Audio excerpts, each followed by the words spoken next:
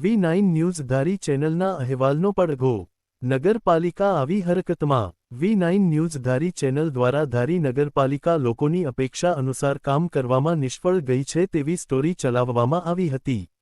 Story ચાલ્યા બાદ તરત જ ધારી નગરપાલિકા હરકતમાં આવી હતી, જેમાં શહેરમાં જૂનો બગીચાની તાત્કાલિક સાફ સફાઈ હાથ ધરવામાં આવી હતી. તેમજ જૂના બાલમંદિર પાસે જે ગંદકીનો ગંજ જોવા મળેલ હતો તેને પણ તાત્કાલિક અસરથી દૂર કરવામાં આવ્યો હતો. બગીચો તેમજ બાલમંદિરની સાફ સફાઈ હાથ ધરતા લોકોમાં આનંદ છવાયો હતો.